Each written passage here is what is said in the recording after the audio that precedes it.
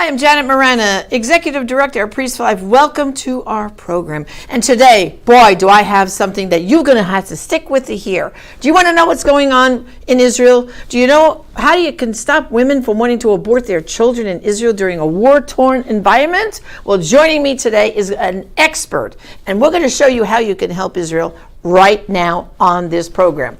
His name is Salomon, and he's the Executive Director of EFRAT. Welcome to the program. Thank you so much, Janet. Well, just tell our people a little background. How did EFRAT get started in Israel? So EFRAT got started realizing that there is unfortunately an abortion issue all around the world. It's not just in the United States, it's everywhere, Israel included, unfortunately. And the main driving force for abortion, just like is in the United States, is really financial pressure. You know, how am I going to have the child? Right. People trying to force you. You have to have an abortion. You're too young. You can't do this. You can't continue school. You can't. Or if a family has 3 or 4 children already, not another one. It's just too much. It's just too much. Right. Usually when the women are able to just lower the pressure, let's take the example of I have 2 children. Right. And now unexpectedly she became pregnant. The husband, her environment is telling her, well, you can't have a third. And she says, well, I understand that I can't have a third, but I really want to have this child. I'm already pregnant. Right. So we come in and we alleviate those pressures. Wow. How do you do it? So the most amazing part of doing it is actually just, and that's what everybody needs to do, is just tell this woman she's not alone. How do we do it? She's not alone. So when we find out that there is a case of somebody considering an abortion, we immediately send a volunteer to her to just befriend her and tell her, listen, I was in the same situation. Most of our volunteers went through abortions themselves or have been helped by EFRAT. And they come to them and say, listen, I was in the same situation. Right. Trust me. A woman, when she has an abortion, most women regret having an abortion, but no woman regrets having a child. Right. And a lot of times they bring their child with them and they say, wow. we were about to abort this child. Can you imagine what our life would have been like? Right. And then she says, okay, you know what? The truth is, I don't want to have an abortion. But my husband is telling me, how can we afford? Right. He says, how can you afford what? Now, you and I can't really afford children. If you think about how expensive children are throughout the years, we can't afford it. It's over. Right. But they're just thinking short term. Right. They're thinking, how can we afford a crib? How can we afford a stroller? How can we afford to buy new clothing for the baby? Right. Diapers. How can we afford that? So we tell them, okay. That's not a reason to terminate a pregnancy. If you want to have the child, we will be by your side. We will provide you all of that and more. What does that mean? So when the baby's born, when an EFRAT baby is born, before the woman comes home from the hospital, we send to her a whole new birthing package, which includes a brand new crib, a brand new stroller, brand new clothing, everything the baby needs, a baby bath, everything the baby needs. And then she says, well, what about afterwards? So we give her the promise and we deliver on that promise. We've been delivering for almost 50 years on this promise in Israel. We've helped over 86,000 women in Israel directly have their children, and we provide for them monthly packages for 24 months after the baby's born of diapers, of nappy wipes, of baby formula, whatever the woman needs to at least alleviate her pressure. Right. And now, these generations of children are walking around because somebody told her, you're not alone, the EFRAT organization. That's amazing. That's amazing. And just tell us quickly the website they can go to make a donation. You can go straight to EFRAT, EFRAT.org, www.efrat.org. EFRAT was the name of Miriam, of Moses' sister, who saw the future. Right. She made sure to help. Just be there. She was a midwife. What does a midwife do? She holds the hand of a woman who's about to give birth. Right. She helps the birthing process. Right. But she holds her hand. Birth is natural, right? We made it into a whole big crazy medical thing, right? Right. So we go to women in Africa, they have on the field, they have their children. I know. It's a natural thing to have a child. But nonetheless, what's not always natural is the emotional stress. You need to have somebody by your side hold your hand. EFRAT today helps over 3,000 women every single year. Wow. And during the war, we could speak about this in a second. That's what I want to ask you next. We've even expended over 3,000 women a year. The entire package of saving a child's life cost us on average, because we're so large in Israel, cost us on average $1,500. Wow. I know that's ridiculous, because if you think about how much it costs to buy a crib, a carriage, all of these things, we are importers for the ability to provide it at a cost that you and I cannot buy, Wow. At the shop. That's and they get a great. brand new, it's not donated. Obviously, funds are donated in order for us to buy $1,500, and you actually partner with bringing that child. That's amazing. Okay, so October 6th, the whole world changed in Israel. Tell us, what was that like for EFRAT and your work?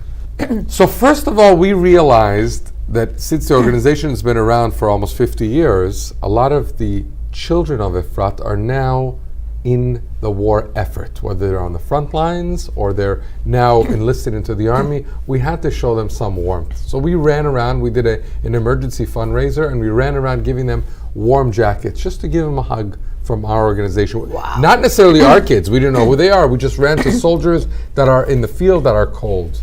And all of a sudden we discovered all of these soldiers that are EFRAT children. One father told me the following story. He said, my son is in the elite Oketz unit. That's the K9 unit. And if you've seen a little bit of news in the war, because of all these crazy tunnels that they've built, they sent these amazing, amazing holy dogs. I think we could call them holy dogs. They're really doing amazing work, trying to find, where these places are booby-trapped and to find the terrorists inside of these, Wow. tunnels. So he's in this elite commando K9 unit. And he says to me, you need to help his unit. I said, well, okay, well, What do help they his unit. need? What's the story? They need these warm jackets. They're cold. They're fighting in Gaza. You have to provide for them. I said, okay, but why are you being so aggressive? He says, what do you mean I'm aggressive? He's our child. What do you mean it's our child? He said, well, don't you remember 20 years ago, you fought for his life, and today Wow. he's fighting for yours. And those stories just started repeating themselves more That's and more amazing. and more. It is amazing. It is amazing. And see, you said that number, 86,000 Over 86,000 children. Correct. Look at that generational effect. It reminds me of the story of Schindler's List, from the Holocaust. Yeah. And what did he say? I think it was 1,600 from Nazi camps being exterminated. And people don't realize that abortion has a generational effect. It's just, I find it so amazing. We have one volunteer who actually had an abortion or had struggles with different issues, and she just realized that she needs to go out and help other women. Wow. She has a child, and she said to me she has saved single-handedly over 1,300 children. Oh my goodness. So she escorts over the past couple of decades 1,300 women. So she says, I go to the beach up north in Israel, and people show up and say, oh my God, this is your child, this is your child. Oh my goodness. And amazing, right? Yeah. So she says to me an amazing story. And this I want your listeners to hear. She says, my son underwent a surgery. He was in his late teens, and the surgery became very, very complicated, and I didn't know if he'll survive. And she said, and I turned to God and I said to him, I saved so many of your children. Can't you save mine? Wow.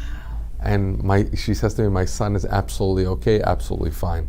We have the ability to actually help a woman in so much distress. Right. Make her happy, give her the greatest gift of life. Take the pressure away. Take that pressure away and actually bring another child into the world, and that child can You don't create know what's gonna worlds. We happen. have no idea, no idea. We have a volunteer, she was supposed to be aborted, and she said, at the end, my mother decided not to have an abortion. Today, I faced a medical situation where the doctors were trying to convince me to have an abortion. She reached out to, she didn't even know it was EFRAT. Somebody told her there's this medical doctor. He was the founder of our organization. He reviews medical records Right. to see if the underlying really- condition has Right. anything to do with the need to have an abortion. And he said to her, listen, one has nothing to do with the other. She says, thank God, because I had that child, and then I had 9 children afterwards. Wow. She says, and I have this huge family because my mother was brave. She chose to have me. I went along to be able to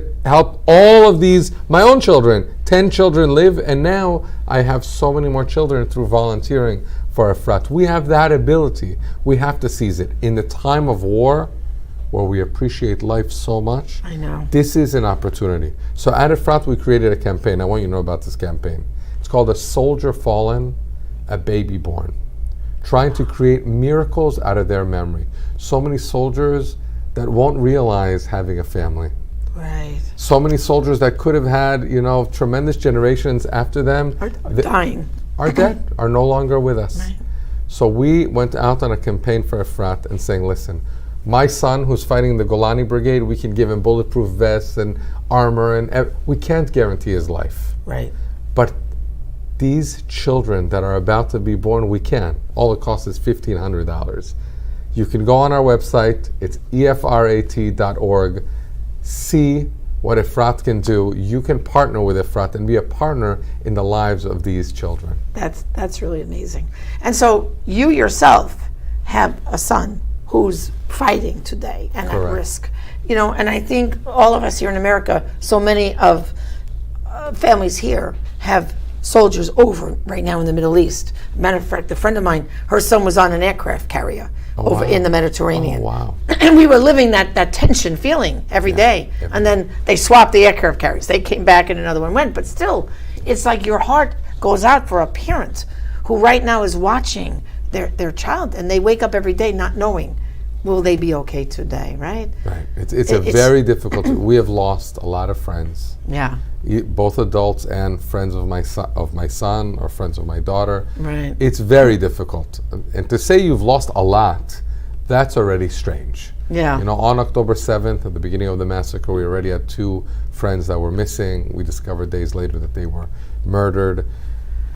And then in the war, I remember my son telling me a story. There was a certain soldier that was killed, and they actually sent them to be in the funeral procession. Wow. And he says to me, Abba, Abba is the Father. Hebrew word for father. Right. He says to me, that was very difficult. I said, what? And later on it was televised because the soldier, his uncle is the chief of staff in Israel. Right. So it was televised, and I see my son, on camera. He lowered the casket, down into the ground. I said to him, what was difficult that you put the body, into the ground? He says, no. He says, I saw the mother crying. Right. And I started crying, and my commander, elbowed me. He says, you're in the professional and you're part of the army. There's no crying right now. No crying. So he said, okay, I stood up. Okay. Right. He says, but I'm telling you, when I saw that mother cry, I started thinking about my mother and how much stress she must be in. A lot of these abortion situations, the woman is even in more stress than that. Right. And we need to be there by her side. Exactly. You can tell me, we love your wife, and I'm by my wife's side. We need people to be by these women who are really in so much stress. And if we alleviate that stress, we give them so much joy, and we bring their child into the world. And nothing gives more joy to a mother than her child. Right. Well, I always think of those images I first saw when that first attack happened in Gaza. Yeah. And people have to realize, I saw these pictures of like a kitchen there. The fan was still going, the breakfast dishes were on the table, and there was blood all over from the massacre. Yeah. And I said, do you realize these were people who were just getting up that morning, having their family breakfast, and they were slaughtered. And I was just saying, oh my gosh, we all want to help. And I'm so glad, Nir, that I got to know you and you were here, and we can help partner with EFRAT, because I think here in America we're very frustrated looking at the slaughter and saying it has to stop. And so I really want to thank you. One final thing, look at our people and tell them how to help you. Go ahead. So I would love every single one, however you can participate, whatever you can do, contribute to EFRAT and be a partner in saving additional lives in Israel. And when you partner with EFRAT, at least you'll be on our social media, you'll be in our email list, and you'll be able to see all the updates, especially now that they are happening in the war. EFRAT.org, EFRAT.org. Go on our website, become a partner, donate whatever you can, whether it's $10, $100, or $10,000, whatever it may be. Become a partner in saving these lives and helping these families grow. That's great. And guess what? I normally would like to end in a prayer. I'm going to ask you to, to give us a prayer. Well, really, I pray that everybody listening to this, watching this, and understanding the severity of those that really celebrate death, that we counteract that with celebrating life. How do we do that? So I said this to a student of mine once: walk outside every morning, and when you walk on the street, just stop a stranger and tell them, I love you. Do whatever you can to spread support and love and embracing life. That is the biggest counterattack to these savage terrorists that celebrate death. Become a partner with EFRAT and your local organizations that help to celebrate life and help an additional mother, father, and their child grow their families. Thank you. EFRAT.org, EFRAT.org. Thank you, and God bless, and good journey back to Israel. Thank you will very be much. in our thoughts and prayers every single day. Thank you, Janet. Well, brothers and sisters, I hope you learned a lot today, and you have to remember, there are some abortions only you're going to be able to stop, and therefore there's some lives only you can save. Join us again next time. Thank you, and God bless you.